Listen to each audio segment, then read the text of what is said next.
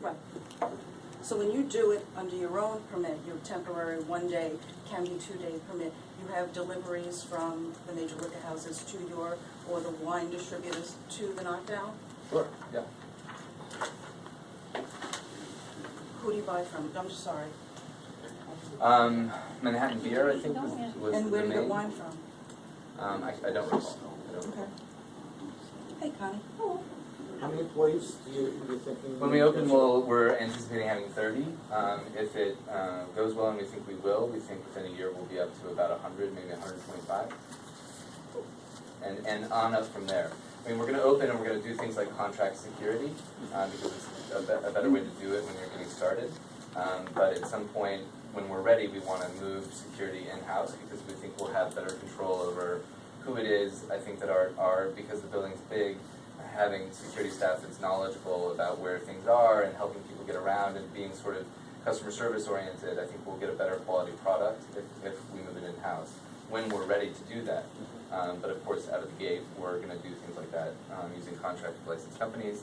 And so when we start moving things like that and trying to do that and try to up the quality of the service, then we'll be moving more employees onto the payroll. On the licensing, have you applied for a cabaret license? That's a part of the SLA application. This one needs to go through first, and then the cabaret would happen. Okay. On the dates that you issued these temporary beer and wine licenses, you had a valid temporary use permit from the building department? That's right. We pulled 2 TPAs. We can't find it in the files. Okay, I would be happy to drop off copies of those Helpful, TPAs. because Okay. we could not find it. Can you get it by tomorrow? Is there any way you can Sure. get it by tomorrow? Okay. It's TPAs? Yep. And we pulled 2. Those are not event specific. Those are date range Yeah. specific, and you just put your dates in a letter that are attached to the drawings, and then they come and inspect and issue it. And that, you get that from the buildings department, Vinny? Yeah. I'll give you an example, if you've been Yeah. around. When they do these parties at high-rise developments, they have an opening event, they invite people, and the building's not finished, it doesn't have a CFO yet, they get a temporary event permit for that, and they'll get the temporary beer and wine license, the same way he's been doing. And again, there's a restriction on how often you can do it.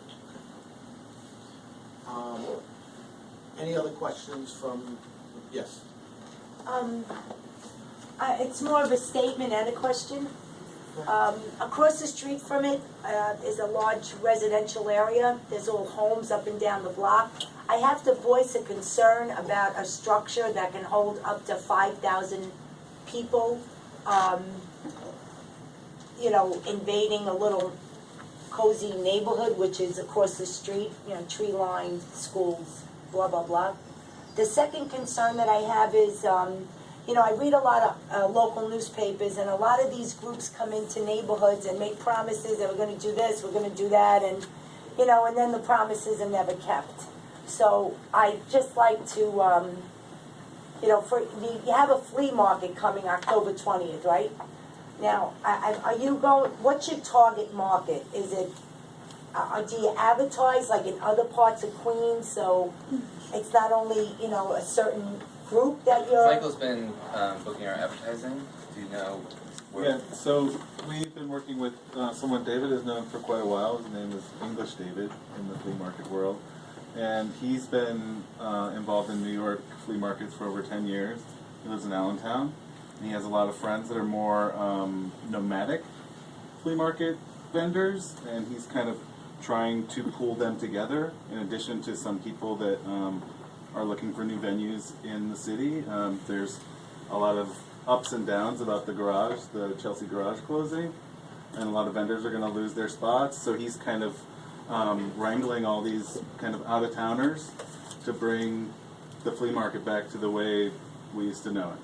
Well, because I didn't see anything, in local Specifically where newspapers we about would it. It's new. So we're placing ads. I've been placing ads that he's been telling me are good for his people in Arts and Antiques Weekly, and I'm gonna do something with the Brooklyn Rail.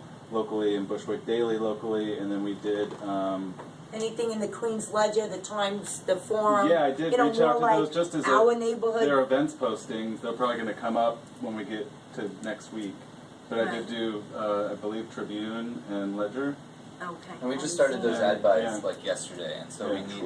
we need to get going and then also make it bigger. And of course, those are absolutely appropriate outlets. And what type of events would you have with 5,000 people? It's a good question. Very few, to be honest.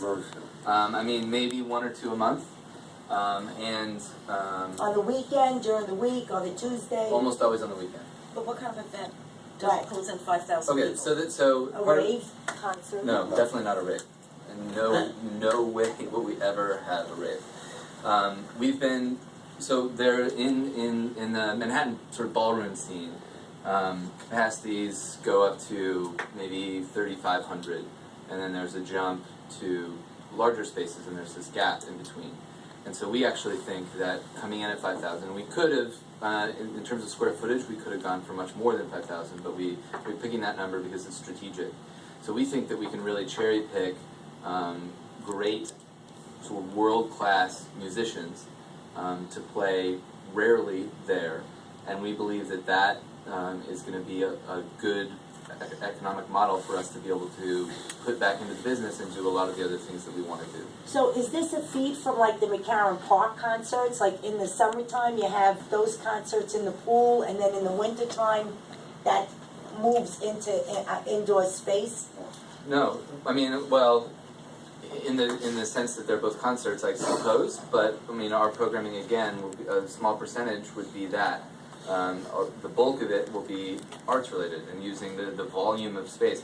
For instance, Alana Heiss, who founded and started PS1, is going to be a curatorial advisor, and she's going to put 2-3 week exhibitions into our space. So we're looking to do things like that, and that will be sort of the lion's share of what we look to do on a day-to-day basis. There will be special events where we use that capacity and we use the liquor license in order to help us be a functioning and vibrant business. You know, because one side is industrial and then the other side is residential, and 5,000 people coming to an event.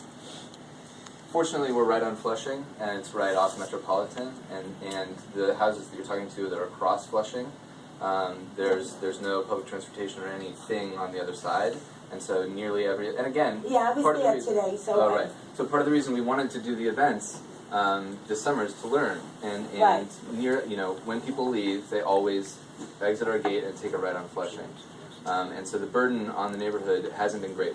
It has not been bad.